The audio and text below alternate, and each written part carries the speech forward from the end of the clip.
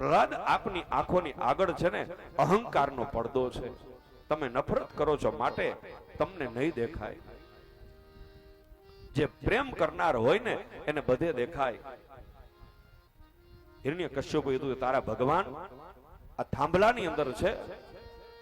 પ્રહલાદે કીધું કે હા થાંભલાની અંદર મારા ભગવાન છે. હિરણ્યકશ્યપે અસુરોને કીધું કે આ થાંભલાને તમે છે ને બાળી નાખો. એમાં હસે ને તો બળીને એ ભસ્મ થઈ જશે. પ્રહલાદ હસે છે.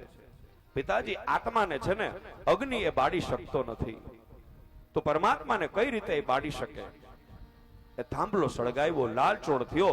પછી પ્રહલાદને પૂછ્યું કે આમાં તારા નારાયણ છે? પ્રહલાદે કીધું કે હા છે. તો કે જઈને ભેટ. અને પ્રહલાદ એ લાલચોળ થાંભલાને ભેટવાને માટે જાય. વિચાર આવ્યો કે હું ક્યાંક દાજી તો નહીં જાઉં ને, કારણ કે શ્રદ્ધાના પાયા ઉપર આજે ભક્તિની ઇમારત આ ઊભી છે. અને શ્રદ્ધા ડગે ને તો ભક્તિની ઇમારત એ ભાંગી જાય. પ્રહલાદ ભગવાનને વિનંતી કરે કે પ્રભુ મારો શ્રદ્ધાનો દીવો છે ને તું જલતો રાખજે. પ્રહલાદને ડર લાગે દાજી જાવ તો, પરંતુ પ્રહલાદની શ્રદ્ધાને અવિચળ રાખવા પ્રભુએ એક કૌતુક કર્યું. લાલચોળ થાંભલા ઉપર કીડીઓ ફરે છે. પ્રહલાદના મનની અંદર થયું કે જો આ કીડીઓ આ સળગતા સ્તંભ ઉપર ફરી શકતી હોય તો મને શું વાંધો. પ્રહલાદ દોડીને સ્વયંને ભેટા. સ્વયં સ્તંભમાંથી ગુડ ગુડ અવાજ થયો. શેષ નારાયણ ડોલવા લાગ્યા. દુનિયાનો પ્રલય તો નથી થયો. બ્રહ્માજી ગભરાણા. એને થયું કે બ્રહ્માંડ તો નથી તૂટ્યું. નાશભાગ કરવા લાગ્યા. એટલામાં થાંભલો ચિરાણો. એમાંથી ઋષિ ભગવાન પ્રગટ થયા. બોલો શ્રી નૃસિંહ ભગવાન. એ ઋષિ ભગવાનનું માથું સિંહનું, શરીર એનું મનુષ્યનું, પર્વતના શિખર જેવી એની દાઢો, અંગારા જેવી લાલ આંખો છે, માથાના વાળ ઉછળે છે, અને આકાશના નક્ષત્રો ધરતી ઉપર તૂટી પડશે.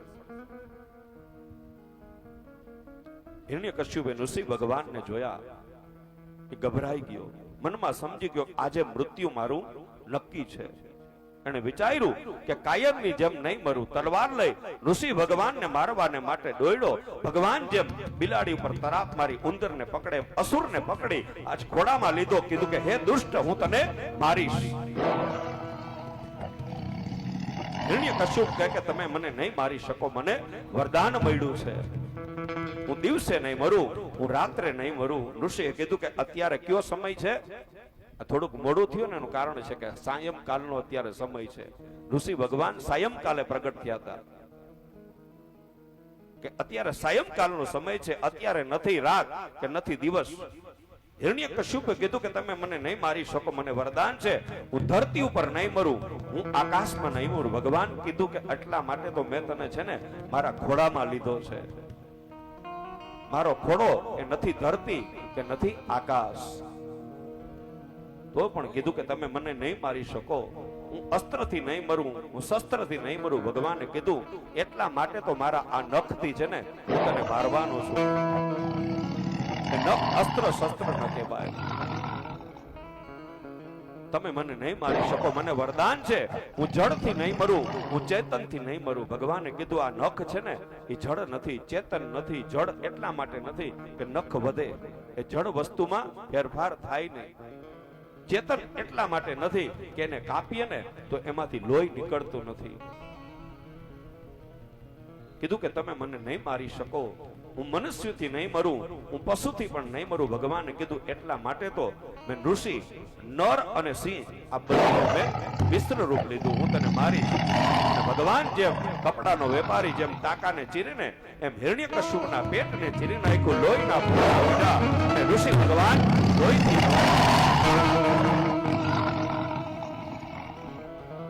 ભગવાને ત્યાં ઉભેલા દેવોને કીધું કે તમારી વિનંતીથી આ પૃથ્વી ઉપર હું આવ્યો છું. એકાદ માળા મારા કંઠમાં પહેરાવો. પણ ભગવાનનો આ ક્રોધ જોઈ એની પાસે જાય કોણ? કોઈની એની પાસે જવાની હિંમત હાલતી નથી. માળા એને પહેરાવે કોણ? દેવને થયું કે આજે આની અડફેટમાં આવી ગયા ને તો આપણું પણ આવી ગયું. ઋષિ ભગવાને હિરણ્યકશ્યપના પેટમાંથી આંતરડું ખેંચી લીધું અને પોતાના ગળામાં નાખ્યું અને વનમાલી ભગવાન આજે આંતરમાલી થઈ ગયા. ભગવાન ઋષિ હિરણ્યકશ્યપને મારવાને માટે નથી પ્રગટ ગયા. સુખદેવજી કહે છે કે ભગવાન પોતાની વાણી, ભક્તની વાણી સત્ય કરવાને માટે પ્રગટ થયા છે. કઈ વાણી? એ હિરણ્યકશ્યપે પ્રહલાદને પૂછ્યું કે આ સ્તંભની અંદર તારા ભગવાન છે? પ્રહલાદે કીધું કે હા છે. જો ભગવાન સ્તંભમાંથી પ્રગટ ન થાય ને તો ભક્તની વાણી છે ને આજ ખોટી પડે.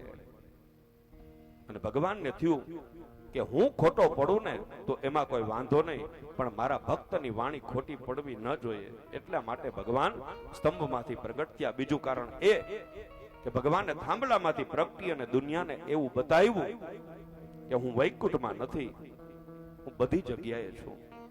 થાંભલામાંથી નીકળો, હું માત્ર ચેતનમાં નથી, હું જળ ચેતન બધાની અંદર છું. ભગવાને પોતાની સર્વ વ્યાપકતા સિદ્ધ કરી. દેવતાએ વિચાર્યું કે ભગવાન હવે ક્રોધમાં છે, એને શાંત કઈ રીતે કરવા, અને દેવતાએ ભગવાનની સ્તુતિ કરવાનું વિચાર્યું.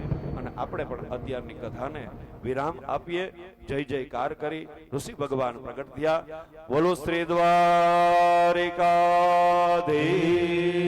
કી જય, શ્રી ગોવર્ધનનાથ કી જય, શ્રી ગિરિરાજ ધરણ કી જય, શ્યામ સુંદર શ્રી અમુને મહારાણી કી જય, શ્રી ભૂતનાથ મહાદેવ કી જય, શ્રી નીલકંઠ મહાદેવ કી જય, શ્રી પોપટિયા હનુમાનજી મહારાજ કી જય, શીતલા માત કી જય, જોગણાય માત કી જય, પિતૃદેવ ભગવાન કી જય, સદગુરુદેવ કી જય. ઓમ નમઃ પાર્વતી પતયે હર હર મહાદેવ.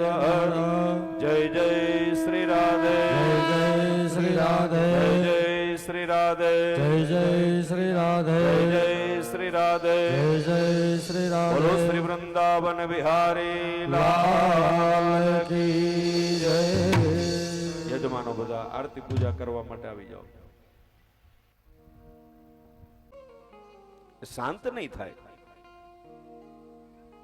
કપિલ ભગવાન કહે છે કે માં, આ મન છે ને એ મનનો તમે સંયમ કરો. કારણ કે જે માણસ મનને મુઠ્ઠીમાં લઈને ફરે ને એ મહાન છે, અને જે મનની મુઠ્ઠીમાં આવી જાય ને એ માણસ છે ને મામૂલી છે.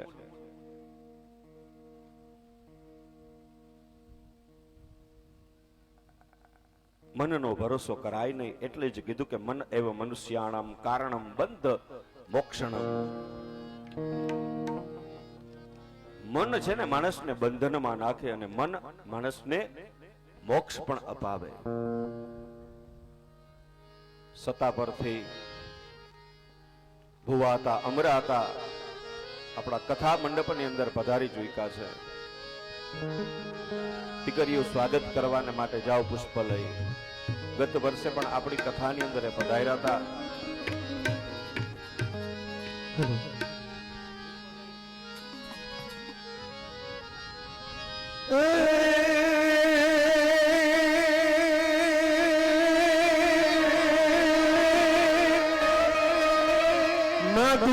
જગદંબા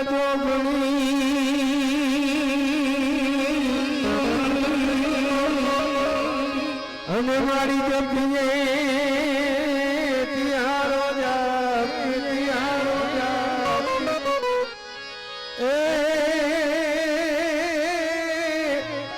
એ મારી અખંડ રે થોડા દીવડા પડે.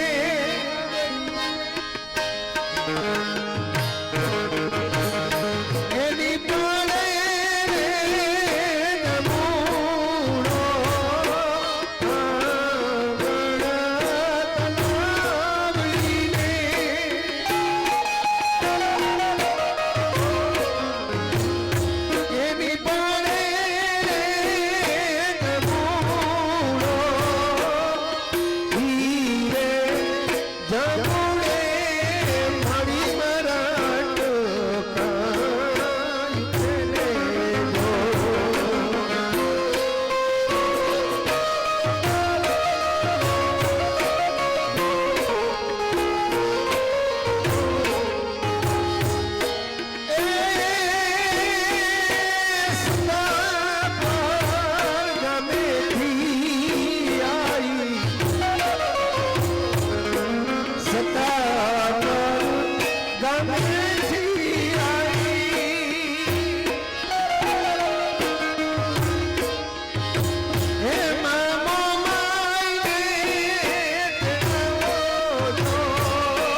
જય હો